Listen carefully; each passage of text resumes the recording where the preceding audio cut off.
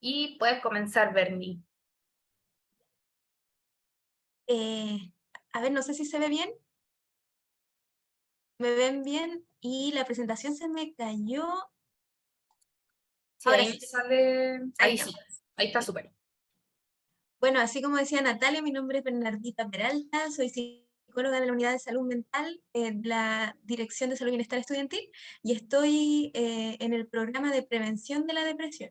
Por eso hicimos esta alianza un poco entre salud mental y lactancia en esta semana de la lactancia materna para que podamos hacernos algunas preguntas. Esta charla igual está dirigida a que podamos como conversar un poco quizás en relación a lo que ustedes saben, a lo que han escuchado, no sé si tienen experiencias cercanas, y así vamos como viendo como experiencias quizás más concretas para ir comprendiendo el tema, porque tiene harto de lo psicosocial, ¿ya? ¿Cuál es la relación que hay entre salud mental y lactancia materna? Es bastante compleja, más de lo que uno pensaría, a pesar de que tiene beneficios, también como decía Natalia, también puede tener otro tipo de dificultades. Así que la idea es que lo vayamos conversando, cualquier cosa ustedes pueden interrumpir o pueden levantar la manito y vamos hablando, ¿ya? Entonces la charla se llama Lactancia y Salud Mental Materna. Y para empezar, ideal es que podamos hablar de la salud mental materna, ¿no? Un buen punto de partida. No sé qué piensan ustedes, si lo han visto, lo han escuchado, qué es la salud mental materna o la mamá, cómo protege su salud mental, una madre recién constituida como tal, que acaba de dar a luz, por ejemplo, qué es esperable.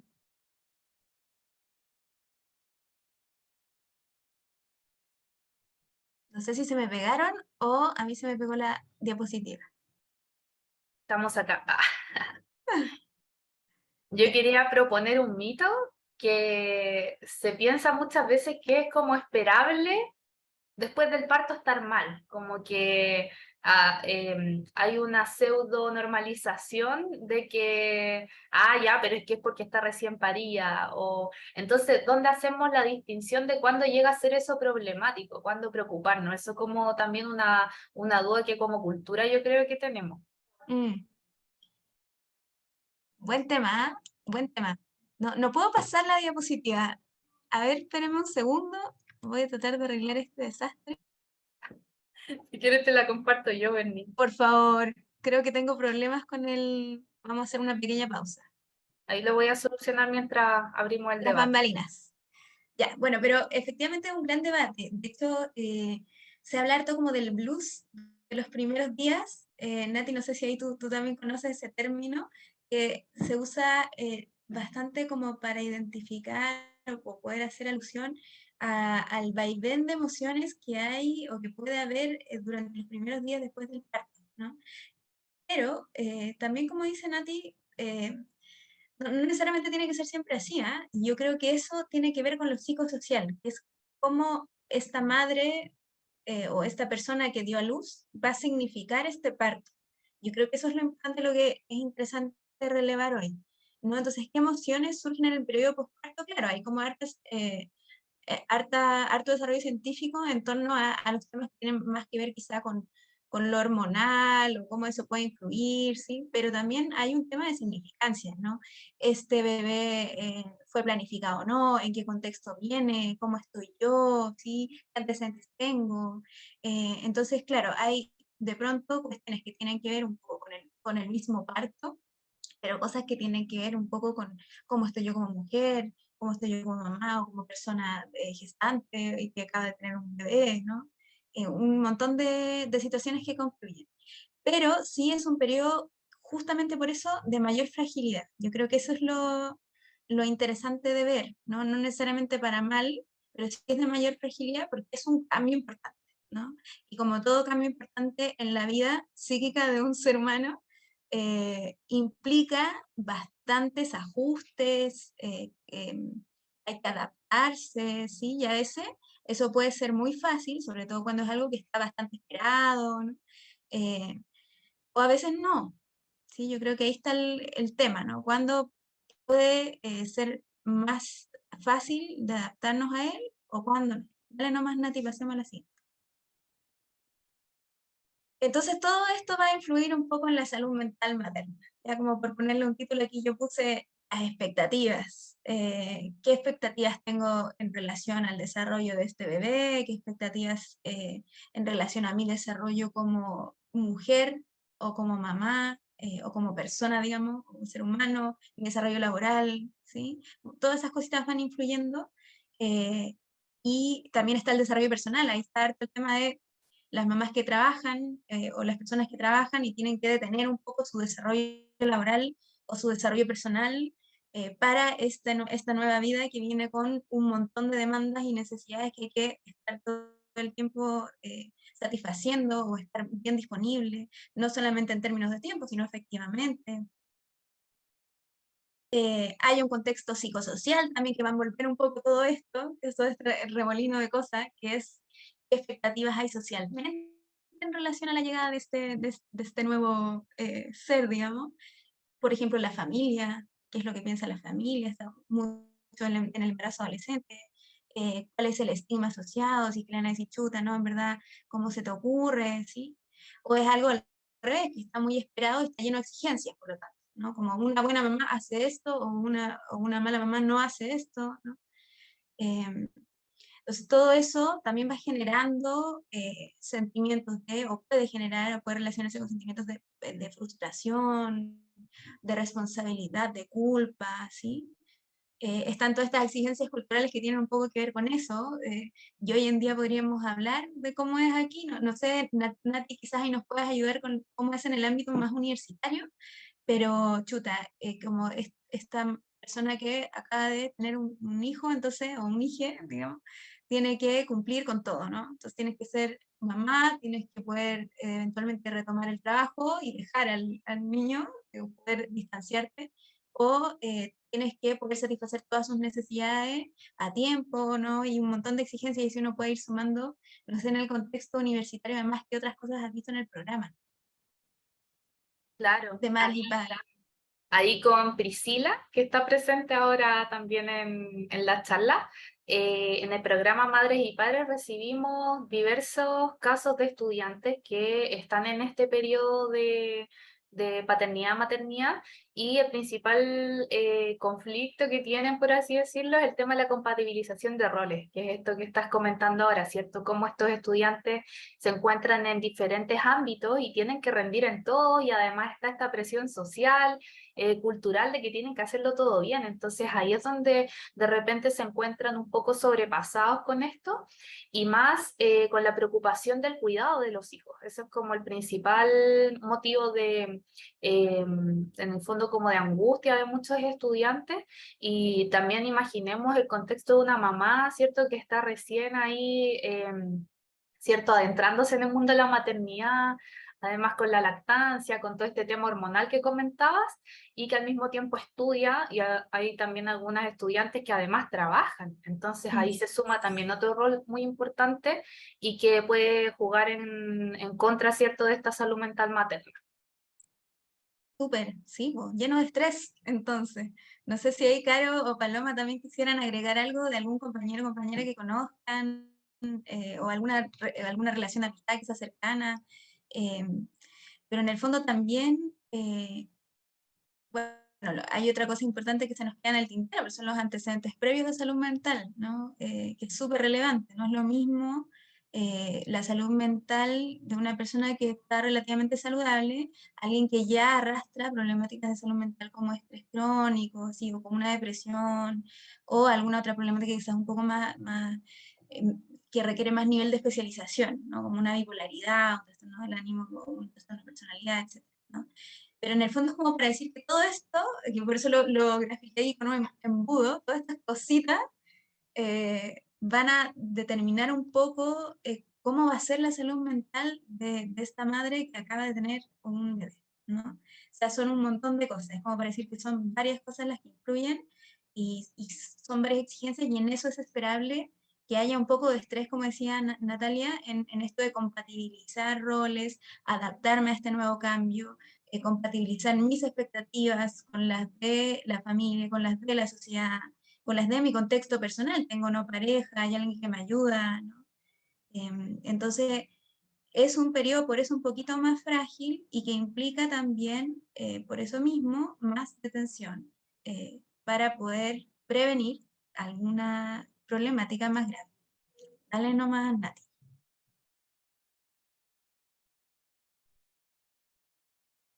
Entonces, como decíamos antes, es un periodo generalmente de mayor vulnerabilidad. No es como para estigmatizar, hay periodos de la vida que generalmente tienen mayor vulnerabilidad en el ser humano. El periodo de la adolescencia también es un periodo de alta vulnerabilidad y fragilidad para problemáticas de salud mental. La primera infancia también es súper determinante en dificultades de salud mental, ¿sí? Pero dentro de eso, y por ejemplo, también puede ser que se ha descrito harto en la literatura, los cambios de casa, no sé si lo habían escuchado, también son periodos en los que es esperable un tremendo monto de estrés para los seres humanos y tiene que ver justamente con esto, adaptarse a nuevos cambios. Entonces eso, como decíamos antes, nos implica estar más atentas, estar más atentos, poder vernos, sentir, ver cómo nos sentimos, ¿sí? Y en particular existen patologías de salud mental que son específicas de este periodo, ¿sí? Y que eso incluye la depresión postparto, que se llama depresión postparto justamente, y la psicosis postparto, que son un par, ¿ya? La psicosis tiene que ver con quizás con aspectos conductuales un poquito más, ¿cómo decirlo?, como un poco más graves que una depresión postparto, porque implica, puede implicar como pérdida del ajuste con la realidad, ¿sí?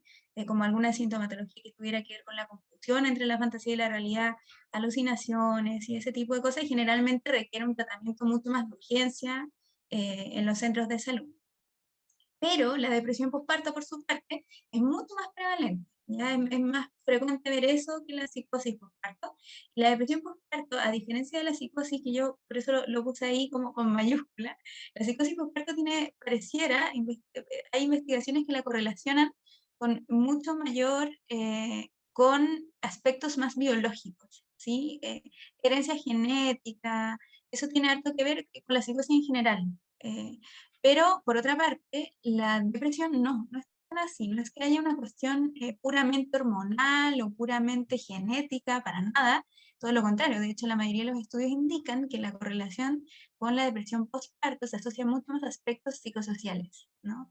Y por eso la relevancia de lo que hablábamos antes. ¿Por qué? Porque la depresión postparto, y como cualquier depresión, cuando se agrava, puede tener consecuencias bastante importantes, ¿no? Y una de ellas es la ideación suicida o la conducta suicida, y en el caso de la depresión postparto también se relaciona harto con la conducta suicida en la madre o incluso con la muerte de los hijos, ¿ya? Son casos un poco más, quizás más específicos, más graves, pero sí es importante por eso ponerle un ojo. Vámonos. Entonces, ¿qué diferencia? Yo no sé si han escuchado de depresión, quizás para partir por ahí.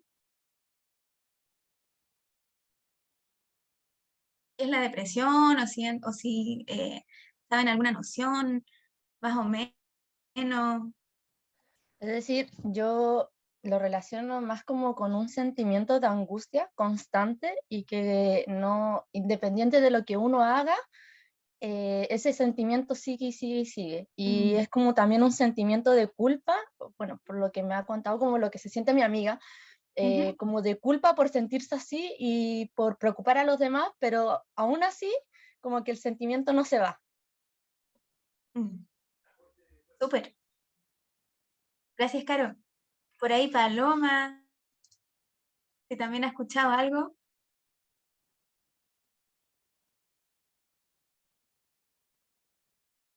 Bueno, si nos seguimos, cualquier cosita ahí, también pueden interrumpir o levantar la manito, pero efectivamente, como dice Caro, tiene harto que ver con eso, ¿no? O sea, la depresión, por eso yo aquí lo pongo como distinta, pero en el fondo la depresión, en ambos casos, tiene la misma sintomatología con algunas pequeñas distinciones, ¿sí? La sintomatología depresiva mayor, que es como la depresión la más grave que hay descrita en los manuales de diagnóstico, requiere un tiempo importante de un sentimiento persistente, como decía Caro, como en este caso lo vamos a llamar tristeza, pero sí algunas personas lo pueden denominar angustia, ¿no? Pero es un sentimiento constante. Eso es lo que lo distingue de otras situaciones de salud mental, o de un duelo, por ejemplo, o de una tristeza asociada a una vivencia específica que es esperable que ocurra, ¿no? Contiene anedonia, ¿no? Que es como la forma en que llamamos esta sensación en que esas cosas que uno suele hacer en la vida cotidiana y que te generan placer, como a mí me gusta, no sé, tocar música, después yo toco y no me genera nada, ¿no? Como que hay una disminución de la capacidad para sentir placer. La irritabilidad, que también está bien presente, y eso es súper importante, no siempre es tristeza, sino que también aparece irritabilidad, quiere decir que estamos más explosivas o explosivos ante situaciones o ante discusiones, ¿sí? Cansancio también. Y junto a ello, un montón de otros síntomas que son un poquito más pequeños, pero puede disminuir las funciones cognitivas, ¿sí? O sea, la memoria, la atención. Vamos a estar menos, es esperable que si alguien sufre de depresión mayor, tenga menos anedonia, sí. Es una buena palabra. Nosología psiquiátrica. Resume Es muchas esperable que cosas, una persona que... ¿Cómo? que resume muchas cosas esa palabra. Sí, No la conocía. Muy completa. sí, así es. Decía que es esperable que una persona que está con una depresión mayor no pueda rendir, y eso pasa harto en la universidad, pues, cuando estamos como pasando por situaciones importantes, es esperable que no nos sea tan fácil rendir en el ámbito universitario con la exigencia universitaria que tiene la universidad, ¿no? Entonces disminuye un poco la capacidad cognitiva. Eso ocurre en la depresión mayor y, como dijo muy bien Caro, también hay mucho sentimiento de culpa. ¿Ya? Eso es súper específico en la depresión, esto de no preocupar al otro, que también aísla, ¿no? Y impide que podamos decir, oye, tengo un problema, necesito ayuda, ¿no? Para no preocupar. Y en los casos graves, que por eso le ponemos aquí depresión mayor, puede tener ideación suicida, ¿no? Como sentimientos de desaparecer, querer desaparecer, no tener esperanza en el futuro, sentir que esto es como un túnel, que no hay forma de salir, ¿sí? Eso es súper característico de la depresión, y en los casos más graves puede llevar a conducta suicida, ¿ya? Entonces, la depresión postparto, el tema que nos convoca, es un poco parecida, la sintomatología, bastante parecida a la depresión mayor. La depresión tiene distintos niveles. Está la depresión leve, la depresión moderada y la depresión mayor, ¿no? Entonces, la depresión postparto es esta misma sintomatología, pero además se nos agrega culpabilidad relacionada con el rol materno, ¿no? O como con los roles que tienen que ver con la paternidad, maternidad, cuidado del bebé, ¿sí? Entonces es mucho más probable que esta persona sienta que no puede cumplir bien con el rol, o no está capacitada, no es capaz, ¿sí? Entonces esos sentimientos de culpa se le agrega un poco la disminución de la autoconfianza para resolver las necesidades del bebé, ¿sí? También pueden aparecer, que esto está como bien descrito igual, ideas obsesivas en relación al bienestar del bebé. Eso se puede confundir harto con otra cosa, ¿no?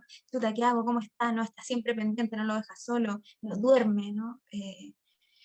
Eso también es como bien característico, y una mayor alteración, perdón, cognitiva que en la depresión mayor, que no necesariamente es posparto, no quiere decir que es probable que haya una menor capacidad de concentración aún más, de memoria, de atención y todo lo que tiene que ver un poco con las funciones cognitivas, ¿sí? Entonces, como para resumir, es una depresión, pero tiene que ver justamente con el periodo de la maternidad, ¿no? Y todo lo que tiene que ver con la frustración, la culpa, se va a relacionar a mi trabajo, mi rol, las expectativas, es lo que cumplo o no cumplo como madre o como padre, como en el fondo cuidador, cuidadora, ¿ok? Eh, por eso es tan importante todo lo que hablábamos antes, del tema psicosocial. Vamos nomás.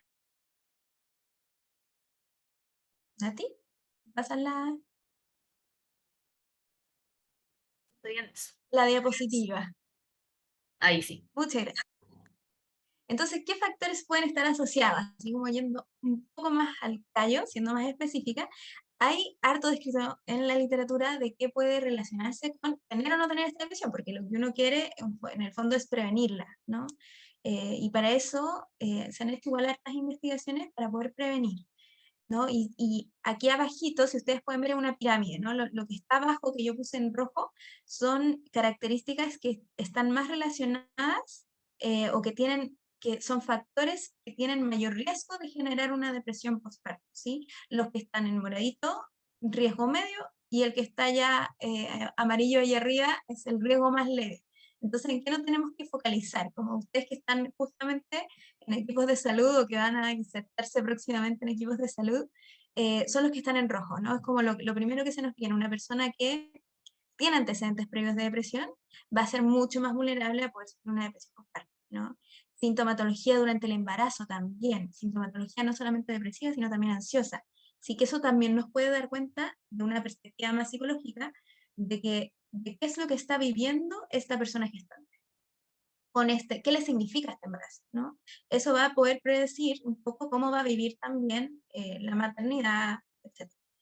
Vivencias traumáticas, ¿no? Que hayan pasado justo en el periodo de embarazo, que hayan pasado antes, que se puedan revivir con el periodo postparto, y bajo apoyo sociofamiliar. Esa es bien relevante, ¿no? Es bien distinto vivir la maternidad en solitario, en soledad, con bajo apoyo social, a no hacerlo.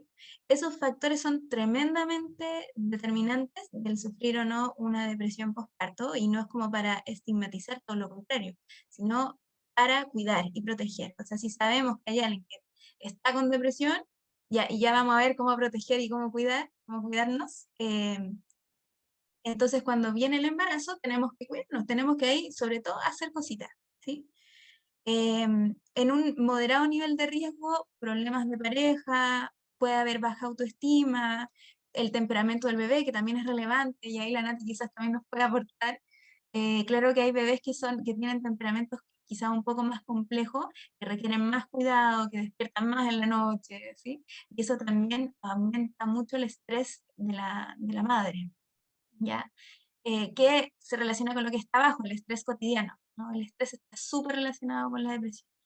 Em, y ya en un nivel más pequeñito, la correlación de dificultades económicas, obstétricas, incluso que haya podido tener durante el parto, o que el embarazo sea planificado o no, ¿ya? Pero lo que nos tenemos que enfocar más es lo que está quizás más en rojito, en lo morado. Son los factores que nos ponen más en riesgo, ¿sí? Vamos a la siguiente.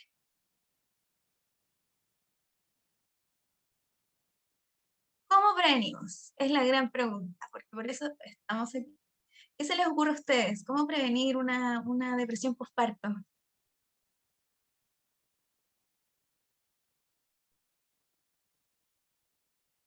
Es decir, yo creo como dejar, trabajar con la madre desde antes y como, claro, quitar toda esa estigmatización que hay sobre la maternidad y también sobre la lactancia, porque también muchas madres después se culpan por, oh, no pude dar lactancia durante tanto tiempo, porque se cortó, no se hubieron problemas, y dicen, no, mi lactancia fue fallida, y como que hay mucha estigmatización respecto a la maternidad y a la lactancia. Entonces, como que trabajar de antemano, como con la madre, en, en esos temas. Súper, excelente. Tenemos un palo blanco aquí, parece.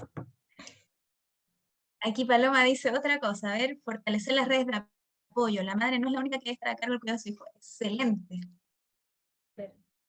Oye, qué importante lo que comentó recién la Caro, porque era algo que estábamos hablando antes de empezar, de hecho, la charla con Bernardita, que tiene que ver también con las expectativas en torno a la lactancia, porque la lactancia materna puede ser un factor protector de todo esto, pero al mismo tiempo también puede ser un factor de riesgo si es que no manejamos bien esas expectativas, o también la experiencia de la lactancia no es muy positiva. Entonces, creo que en ese sentido también es importante concientizar a las madres de que deben pedir ayuda cuando lo necesiten.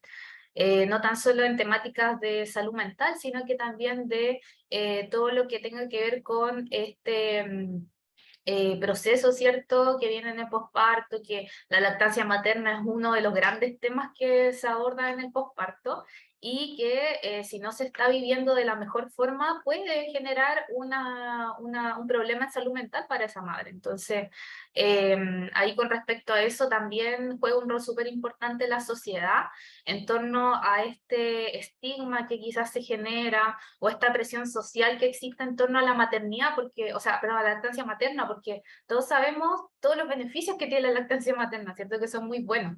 Entonces, una mujer que quizás no logra ejercer su lactancia materna quizás como ella lo esperaba, obvio que eso va a repercutir en ella en ideas negativas con respecto a sus capacidades, o se va a percibir en mayor riesgo, o que su hijo esté en mayor riesgo, ¿cierto?, por no lograr una lactancia materna exitosa, porque también tenemos esta publicidad de la lactancia materna como que es lo mejor del mundo, y sí, es muy buena, pero hay mujeres que, por más que de repente se les apoye y todo, no logran tener una lactancia materna exitosa. Entonces, ahí también es importante apoyar desde ese punto de vista.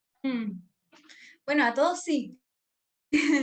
Todo lo que dijeron es súper relevante y son todas formas de prevenir.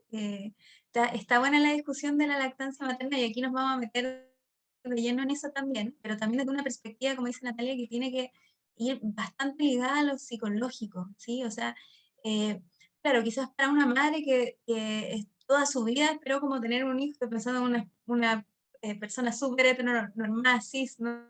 Como yo toda mi vida soñé, mi proyecto de vida es como tener un hijo, ¿no? Y poder lactar y poder entregarme un poco a sus cuidados, claro, imaginar en ese contexto, que no baje la leche, ¿no? Como se le llama como comúnmente, ¿no?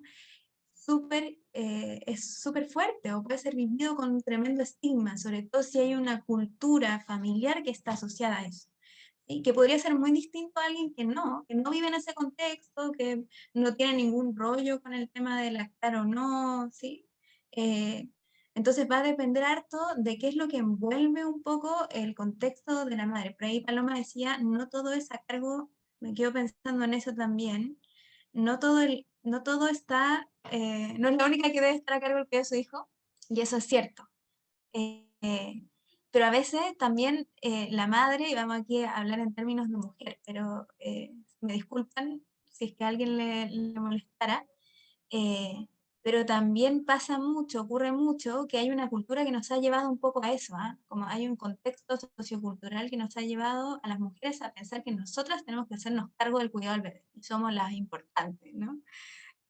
Para bien o para mal, ahí todo el mundo podrá discutir, pero también una gran presión y una gran carga, efectivamente, y a veces no son los contextos, sino que nosotras mismas nos cuesta deshacernos de ese rol, porque implica millones de cosas. O sea, primero, ir soltando al hijo.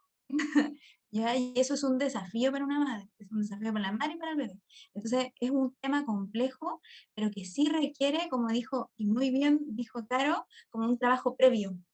Hay un montón de programas que se hacen a nivel de salud nacional e internacionalmente que tienen que ver con eso, ¿sí? Para hacer un trabajo previo de acompañamiento con las madres que van a dar a luz, para poder insertarse y tener redes de apoyo justamente para poder hablar de lo que les significa la maternidad, el embarazo, cómo van a ser, qué cosas les gustaría, qué cosas no, dar pecho, no dar pecho, ¿no? Y así, por ahí Natalia, dale nomás. Y colgándonos de ese tema, Bernie, también invitarlas a que en la tarde puedan estar presentes en la charla de Diego, que va a hablar justamente de esta crianza compartida, ¿cierto? Cómo tenemos que ayudarnos de nuestras redes de apoyo, y eso va a ser súper positivo tanto para la madre como también para el niño, para su neurodesarrollo, para el desarrollo correcto de un apego seguro. Así que ahí también para complementar lo que estamos viendo ahora, quedan invitadísimas después a la charla que tenemos a las 15 horas con Diego Soto. Excelente, estamos todos alineados entonces. Vamos a la siguiente lámina. Entonces, bueno, hay hartas cosas, y las que ustedes mencionaron son hartas cositas que después también vamos a abordar, que tienen que ver con la prevención de problemáticas de salud mental en la madre, ¿sí? Y en particular lo que nos convoca hoy es hablar un poco de la lactancia. Entonces, para partir, yo creo que es recordar lo que decía Natalia, ¿sí? Hay un tema de lactancia que está asociado a lo que produce neurobiológicamente, que es algo que vamos a hablar un poquito, pero también en temas sociales, ¿no? Cómo yo significo la lactancia como mamá, ¿sí? Me gusta, no me gusta. Yo le decía a la Nati, yo para que sepan, yo no soy madre, pero he escuchado que mamás que me dicen me duele, ¿no? O el pezón se me parte, ¿no? Yo digo, chuta, qué complejo, porque uno puede querer mucho, pero también estás como enfrentándote a un tema corporal importante, ¿no? ¿Qué pasa si eres más sensible? ¿Sí? Entonces, todas esas cosas juegan un poquito a la hora de decidir dar o no pecho, ¿sí? Y que tienen que ver con la significancia que le vamos dando como sujetos al hecho de dar leche, ¿ya? Pero en términos así bien concretos, hay estudios, y hartos estudios, así como decía la Natalia también, que indican que hay una correlación entre la lactancia materna y la menor probabilidad, y particularmente de sufrir sintomatología depresiva postparto, ¿ya? O de disminuir su sintomatología. Y también hay literatura que habla de que las mujeres que suelen partir con la lactancia y después desarrollan sintomatología depresiva postparto, suelen incluso dejar la lactancia también. Ya, bueno, ahí también hay un tema que hay que analizar caso a caso, ir dando el espacio a cada madre para que pueda contar cuál es su experiencia, qué le está ocurriendo, pero es como para hacer al tiro la correlación entre que existe una relación que nos ahondaremos más en cuál es entre la lactancia y la depresión. ¿Ya? Entonces, neuroinmunológicamente se habla de que la lactancia va a aportar beneficios psiconeuroinmunológicos mediante la reducción de la actividad inflamatoria al disminuir los niveles de cortisol. Ustedes que están en contexto de salud comprenderán quizás más que yo, por ahí Nati levantó la mano también.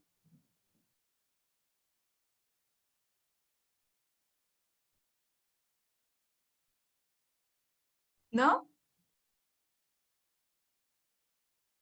Ah, ya. Ya, pensé que había sido otro comentario. Bueno, el cortisol es la hormona del estrés, ¿sí? O que comúnmente se asocia con el estrés, más bien, ¿ya? Y en general hay contextos en los que estamos con mucho estrés, porque el estrés cumple un rol, una función particular en el cuerpo, es que nos ayuda a enfrentar situaciones nuevas, por eso aparece, ¿no? Nos ayuda, nos pone más reactivos o más reactivas a enfrentar situaciones nuevas. Ahora el problema es cuando hay un exceso de cortisol en el cuerpo, ¿sí? Y cuando no pareciera estar relacionado con una amenaza aparente o con algo que nos invita a actuar rápidamente. Yo creo que por ahí va la dificultad. Entonces, lo que ocurre con el cortisol es que a largo plazo y en exceso puede alterar el funcionamiento de órganos y sistemas del cuerpo. ¿Ya? Y esto es súper común de escuchar de forma más coloquial, ¿no? Estoy estresada, me duele la cabeza, estoy estresada, me duele la guata, tengo un colon irritable, me salió dermatitis, ¿sí? Psoriasis, el herpes zóster y así un sinfín de cosas, porque el cortisol en exceso altera el funcionamiento del sistema inmune, del sistema gastrointestinal, del cardiovascular, del sueño, si es más probable que tengamos insomnio, que nos cueste conciliar el sueño, la memoria y la concentración, el ciclo menstrual incluso, problemas dermatológicos tiroideos y depresión. ¿Ya? El estrés a largo plazo también puede asociarse con sintomatología depresiva. Entonces, ¿qué tenemos? Antes habíamos hablado un poco del contexto en el que está esta madre que acaba de tener un bebé. Es un contexto de estrés porque es ante una situación nueva, ¿sí?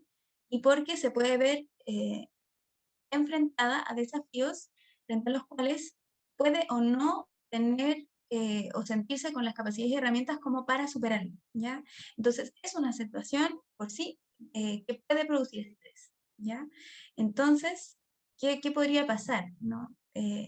La lactancia materna lo que hace es que está descrito que reduce la actividad inflamatoria y reduce los niveles de cortisol, entonces puede ayudar un poco a calmar este estrés, ¿ya? Así como en términos bien coloquiales, es baja la relación, pero existe, ¿ya? Ayuda, contribuye a que disminuya un poco el estrés. Démosle nomás, Nati. Y también disminuye otras hormonas como la epinefrina y la norepinefrina, si lo pronuncié correctamente, provocando el descenso de la actividad de la madre frente al estrés. Todo esto tiene que ver justamente con el estrés, la epinefrina, norepinefrina, y ustedes ahí también lo conocerán quizás mejor que yo, son las hormonas que también relacionadas con el cortisol nos ayudan un poco a reaccionar, ¿no? Todo lo que tiene que ver con reaccionar o que el cuerpo se prepare, se ponga más tenso para hacer algo. Y entonces ahí, todo esto traducido en un contexto de la realidad, vamos a tener una mamá que va a estar más reactiva ante el llanto de la guagua, ¿sí? Y más reactiva también puede implicar más irritable, y más irritable puede implicar también otras reacciones, ¿sí? Que pueden también dañar la relación madre-hijo, ¿sí? Sobre todo en los primeros meses de vida del bebé, eso va a ser re importante, y por eso es una materia de tanta importancia y relevancia de, de salud pública, ¿ya?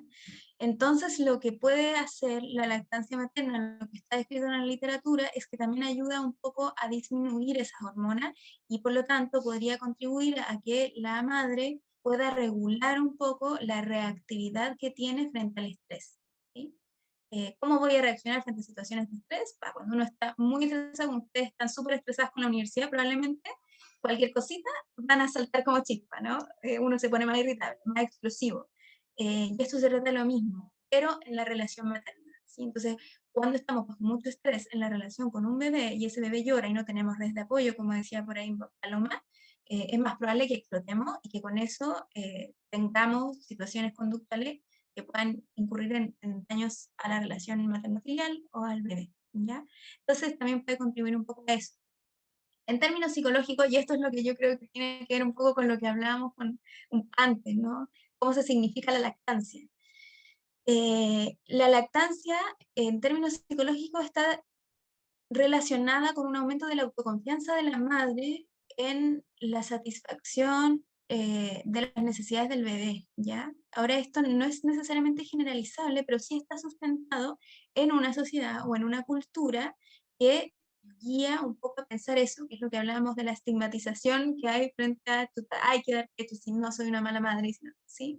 Es porque hay una sociedad completa que dice, bueno, es importante que una madre sepa o pueda dar pecho y eso te va a constituir como una buena madre, digamos. Entonces, si es que logro hacerlo, probablemente me voy a sentir más en confianza como para poder responder a las necesidades del bebé, ya para bien o para mal, es algo que se relaciona. De ahí sí podríamos hacer en la salvedad de decir que eso va a depender directamente de cómo la madre signifique la lactancia y cómo su contexto significa la lactancia. ¿Sí? Y es lo que decíamos antes, que hay un contexto que en realidad le da lo mismo la lactancia y que no hay problema con eso, probablemente no influye tanto en los niveles de autoconfianza y se puedan relacionar con otras cosas, ¿no? Como, ¿qué más podría ser de los primeros cuidados del bebé? Pero sostenerlo, masajearlo, ¿sí? Como limpiarlo, estar con él, acariciarlo, etc. ¿Sí? Pero está relacionado más con la autoconfianza. No sé si ahí le surge como algún comentario, pregunta.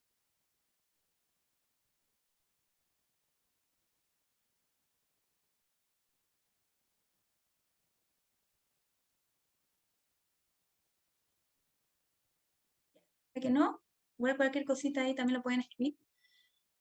Yo pensaba cuando pensaba en esta presentación, qué importante es que esté la autoconfianza como tema, como variable más psicológica de la madre y no otra, ¿sí? Porque también hay harto mito relacionado un poco con la lactancia materna y la relación madre-hijo, como que fuera mejor para relacionarse con el hijo, ¿ya? Y yo creo que ese es un tremendo mito, y eso está re importante en el trabajo previo que mencionaban antes, de cómo desestigmatizar un poco el tema de la lactancia para la madre, que no sienta como una tremenda carga de tener que hacerlo porque eso va a significar que si no lo hace, su hijo se va a desarrollar mal. Y todo lo contrario, ¿no? Hay variables que está demostrada que tienen mucha más relación con el bienestar en la relación, si pudiésemos proponerlo de una forma, entre la madre y el bebé, y tienen que ver, por ejemplo, con el contexto del amamantamiento, con la mirada, ¿sí? Con el toqueteo, con el masaje, el cariño, el decir te quiero, ¿sí? Eso tiene mucho más relación con el bienestar en la relación madre-hijo que el dar pecho o estar con una mamadera. ¿Ya? Eso es súper relevante saberlo. No sé, por ahí, Nati, te noto con ganas de decir algo. Sí, sí, encuentro que tienes toda la razón porque también ocurre casos que si bien se está ejerciendo la lactancia materna, muchas veces la mamá no está conectada con ese proceso o está viendo el celular o está trabajando mientras está dando pecho. Entonces, por más que se esté propiciando la lactancia materna, no necesariamente se está propiciando el vínculo. No así quizás con otras actividades que pueden propiciar mucho más el vínculo, quizás que ese contacto físico que otorga la lactancia. Ahora, obviamente que si se dan todas las condiciones, claro que puede ser beneficioso en ese sentido, pero no es lo único, que es súper importante recalcarlo como tú muy bien lo dijiste. Pues, pensaba en las salas de lactancia que tienen ahora algunos campos de la universidad, que también tienen que ver harto con eso, con poder tener un espacio, un lugar como de más intimidad, de más comodidad para poder generar ese vínculo. Y que no solamente sea a través de la leche, a través del pecho, ¿no? Es como todo un contexto que puede generar. Así que bueno, eso como para decir que la lactancia es un factor protector, ya que no es lo mismo que decir es la panacea, nos va a liberar de la depresión, no.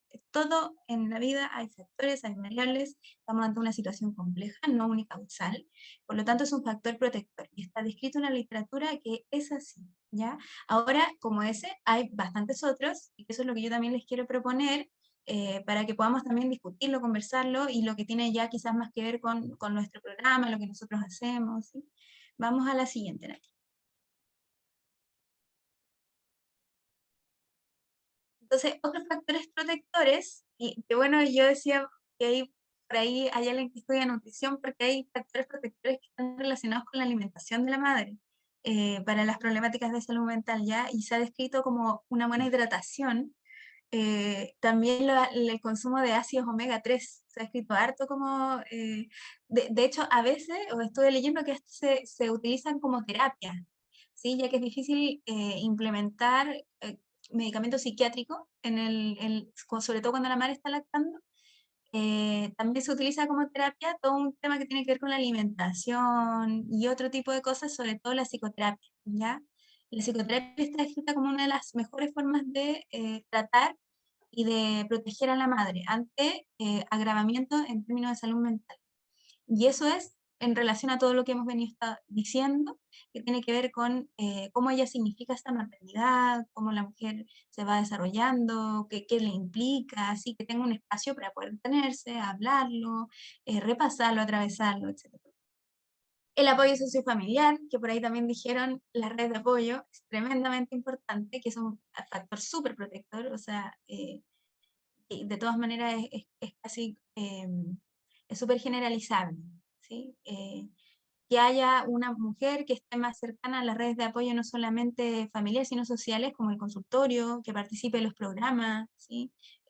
Las redes que tiene comunitaria, la municipalidad, ¿sí? La va a hacer mucho más conectada y menos aislada con lo que está pasando y la va a habilitar para poder pedir ayuda, ¿ya? Y la detección temprana es que ojalá no llegue el momento de decir, puta, estoy con sintomatología grave o me estoy sintiendo pésimo, necesito ayuda ya, sino que podamos como, te parece que llevo como 2 semanas sintiéndome así, voy a consultar o voy a hablar con alguien a ver qué me recomienda, ¿sí? Que podamos prevenir detectando antes de que esto se transforme en algo mayor. ¿Cómo hacerlo? Dale a mandar. ¿Cómo detectamos tempranamente? No sé si se les ocurre algo.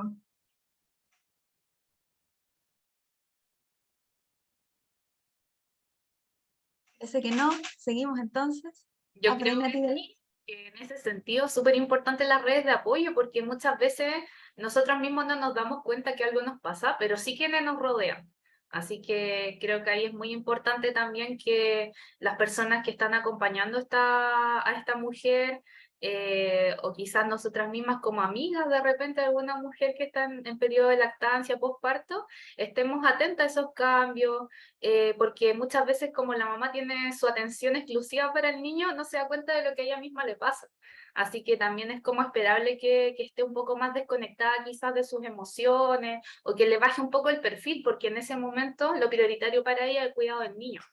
Mm, tremendo, tremenda ayuda. Yo también lo pensaba antes como hay ciertos grupos de mujeres que se apoyan en la maternidad y se juntan a conversar un poco de cuáles son las dificultades que enfrentan y eso es tremendo apoyo. dale nomás, pasemos de lámina y así empezamos a hablar un poco más de eso de lleno, que tiene que ver con todo el contexto psicosocial que nos puede ayudar a protegernos. Aquí están las redes de apoyo.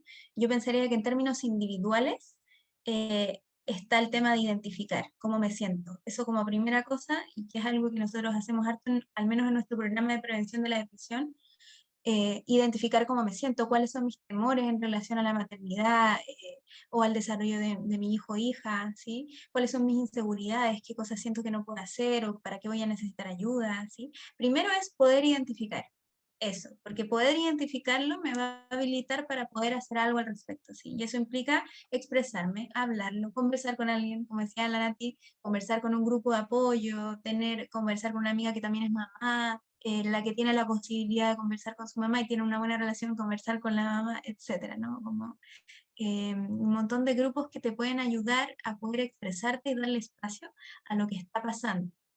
Y en ese sentido, entonces, es súper importante poder reconocer cuáles son mis necesidades, ¿sí? Que no son las mismas de mi hermana, de mi prima, de mi cuñada, ¿sí? Cada persona tiene sus propias necesidades, sus propios temores y sus propias inseguridades, y cuando yo les reconozco, podré pedir ayuda. Y eso quiere decir, ya, si yo sé que a mí tengo un tema con la lactancia, por ejemplo, y vengo de una familia donde son súper, todas han dado leche y no sé qué, y ya va a ser un contexto quizás difícil donde yo no me voy a sentir tan a gusto, tan cómoda hablar de eso. Entonces quizás mejor voy a elegir a una amiga que sé que me va a escuchar, que sé que ha vivido otra experiencia, ¿no? Entonces también me habilita el reconocer la necesidad que tengo, me habilita a buscar un espacio en el que yo me voy a sentir segura y en confianza como para poder expresar algo de esos temores o de esas inseguridades, ¿sí? Y eso es súper relevante. Y nosotros, al menos desde el programa de prevención de la depresión, siempre decimos, no es con todos ni en todo momento, ¿no? Hay que elegir, ¿sí? Con quién hablar y de qué hablar. Pero hay que hablar, si eso es. Compartir experiencias, ¿sí? Cómo te resultó a ti? A mí me pasa esto. Tener la posibilidad de poder hablar y no aislarse, sobre todo a propósito de las redes de apoyo, no aislarse, que sería la parte más individual.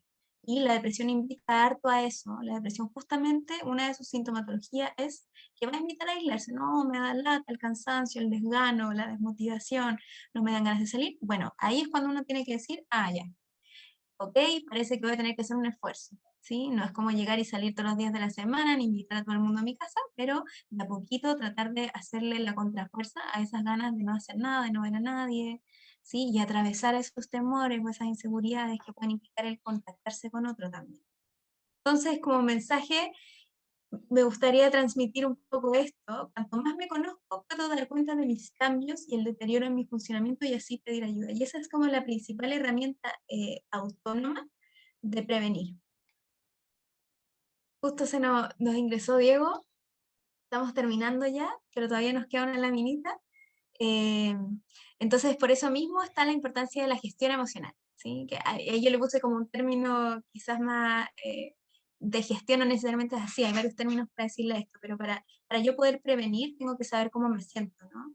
Y para eso tengo que poder decir, tengo pena o tengo rabia o esto me sobrepasa, sin tapujos, ¿ya? No, no es algo malo, no es negativo, es esperable que así sea, y en cuanto yo puedo decir, ok, me siento así, puedo detenerme a escuchar por qué, ¿no? Escuchar cuál es la función que cumple en mí, ¿no? ¿Por qué me estoy sintiendo de esta manera? ¿Qué se relaciona con lo que estoy viviendo?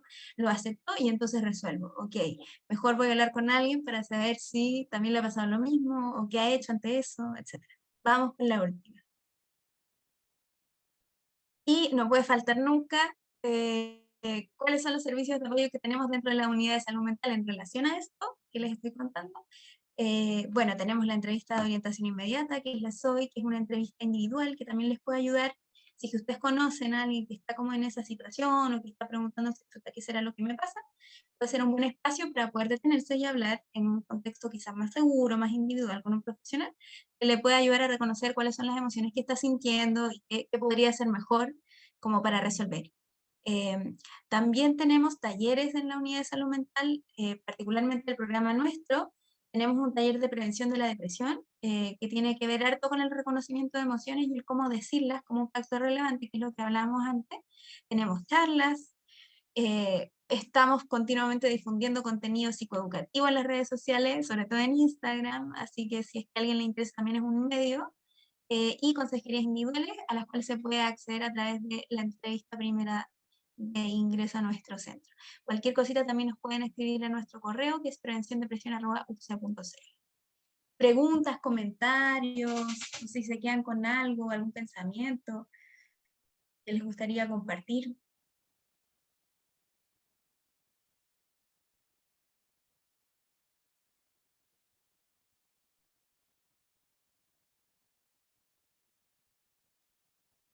Yo agradecerte, Bernie, por tu excelente exposición, por haber aceptado la invitación de poder presentar esta temática que es muy relevante cuando hablamos de lactancia materna, todo lo que tiene que ver con la salud mental. Y siento que sin querer queriendo fue súper introductorio también a lo que vamos a conversar con Diego. Ahora que tiene que ver más como con también los beneficios que tiene para el desarrollo del niño. Entonces, creo que es muy importante también que la mamá esté bien, ¿cierto? Para que así todo se dé bien finalmente y el niño pueda desarrollar todas sus capacidades, ¿cierto? En su máxima expresión. Y me había confundido antes con el horario que les comenté. Diego no viene en la tarde, sino que viene ahora a continuación de Bernie. Así que por si se quieren quedar, chiquillas, quedan invitadísimas ahí. Diego va a complementar un poco lo que ya conversamos con Bernie. Así que eso, no sé si es que alguien quisiera hacerle alguna pregunta a la Bernie o quisiera comentar algo en particular. No, agradece la instancia y me pareció súper interesante lo de la psicoterapia, que no sabía que estaba haciendo, que en realidad era uno de los como cosas que más podía funcionar para las madres. Entonces igual es súper interesante y, el tema en realidad y claro, el quitar todas las estigmatizaciones que existen respecto a la maternidad y a la lactancia materna.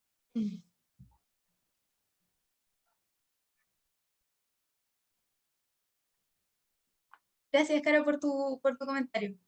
Sí, efectivamente está bien descrito y yo creo que tiene que ver harto con esto que estábamos hablando, que es tener un espacio, como detenerse y pensar qué me significa, cómo estoy, ¿sí? ¿Qué es lo que aporta la psicoterapia que no aportan otros tratamientos quizás más biológicos, más farmacológicos, y que quizás en el periodo de maternidad va a ser más difícil de tener, ¿no? Entonces es como poder detenerse y pensarse.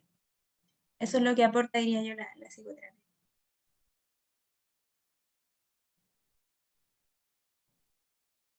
¿Estamos entonces?